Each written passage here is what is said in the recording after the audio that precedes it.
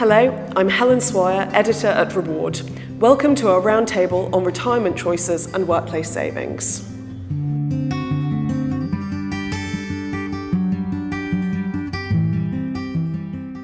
In a software industry, your workforce is very mobile and you really need to give them a solution which allows them the flexibility to tap into that pool in any location that they are in.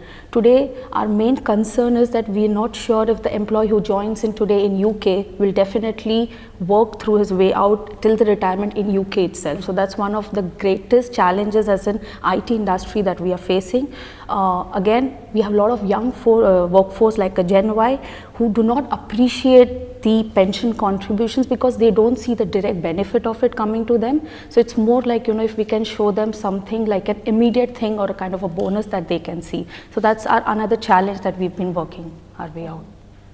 I think I'd mention two. One is the issue of young people, that they have other priorities at their stage in life. They want to look after their children, obviously, buying a house probably, then perhaps aged parents come along, and it's only then that they can put pensions high on the list. The other issue, I think, which our members play back from their own schemes is the problem of, it's all very more straightforward if the employee and the employer remain together, but if the employee moves, you've then got trustees potentially who are have moved on to other jobs and maybe referring back to an occupation they no longer have. And I think this sort of mixed career pattern, well, I think the average is something like 11 different jobs over a lifespan, isn't it? How you marry up that is something which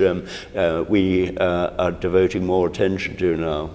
I agree with the sort of change in labour patterns. I think that's definitely a barrier, because I understand that sort of the average employee works for 11 different organisations during their lifetime now, which is significantly different to sort of going back 10, 20, 30 years ago. I think the other barriers are probably a lack of engagement amongst people, particularly in relation to pensions, which is my area, but also a sort of lack of confidence in considering financial decisions, not necessarily knowing which areas to get advice on, how to get advice, and to be able to identify the issues to be able to get that advice. I think a lot of employees don't really understand what's available through the workplace in terms of the benefit provision, what the value of those benefits may be, and they even struggle to select benefits as well. There's a lot of companies out there that actually have quite a big suite of benefits on offer, but take-up is often really, really low. So for me, that means two things. Either they're just rubbish benefits that no one wants, or actually they're quite reasonable benefits, but people don't understand them. And the reality is there's probably kind of a mix of both those things.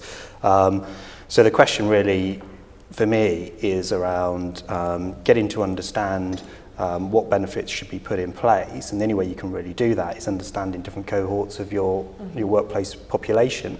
And if you go back to the sort of core basics of why benefits are provided, apart from things like pension, which clearly you're obliged to provide to a certain extent under auto enrolment, but beyond that, it's really into, well, is it going to help me recruit staff? Is it going to help me retain staff? Is it going to help me to motivate staff? And unless you can do that analysis and honestly answer those questions, then why are you offering the suite of benefits you've got? So I think that's the first thing. Then it's about, well, how do you engage to those different cohorts of your population? In terms of demographics, our organisation is disproportionately older. Right. And is also coming from a position of mostly having been covered by DB pension schemes. And I think we have to bear in mind that the mindset there is that those schemes looked after themselves. You had no choice, no flexibility. So we're fighting quite a hard battle to engage people in this subject. And it's not relevant to a lot of people. We talked about demographics, the great swathe of younger people probably can't afford it anyway. And it's not front and centre of their lives. So I think we're fighting against all that kind of stuff. And I think also there is a lack of visible, accessible, affordable advice and support. Mm-hmm. So people don't know that they need it, and then they don't know where they can get the advice that they can afford and they can access. when they finally figured out what it is they need. So I think there are quite a lot of barriers. I think from a workplace point of view, in my opinion, there's three sets of barriers really. There's the first one that says we massively underestimate that financial matters are very, very personal to people, and there's a big barrier that people put up in the same way that people are quite uncomfortable talking about their wealth. They see it as a private matter. So you've got to overcome quite a big barrier, first of all, for people to want to have support from the employer, to use some of the tools that we put in place to guide them, because there's a natural defence wall that, people are very private over their pay, and we kind of have encouraged that in many ways in the workplace for people to be like that. And now we're trying to unpick that and say, no, this is good to kind of have a financial health check about where we're at. I think the second line of barriers is, as Jonathan touched on, then, is the engagement barriers. And I don't think this is about stereotyping the workforce into certain pigeonholes. It's the people, it's more about the traits and learning traits and where people are at. And it is the people who think they already know about finances. It's the people who are too busy, and it doesn't matter what age you are or what background you've got. It's just about people just can't make the time for it. I'm too busy for it. So I think you've got these barriers of engagement about how you get people to engage with a program. And then I think for me the third big barrier for engagement, and this is the one which I think comes at a more mature state of once you've got that relationship between the employee and employer, and that, if we will, the psychological contract of trust there about, look, we're trying to support you and we're trying to put things in place. But the big barrier is that people see financial education, which is what this is, and well-being, they see it as kind of being lifelong learning, that it's not something which is a one-stop shop, that you go along, you sit in a workshop or you receive some support, job done.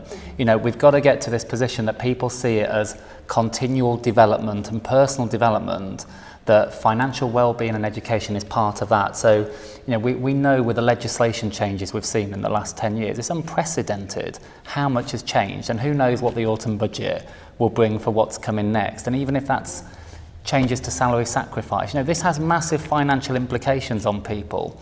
And we've got to get the workforce to a place that whatever the employer out of those 11, but they see it as this is continual learning that goes on from starting in the workplace to finishing in the workplace.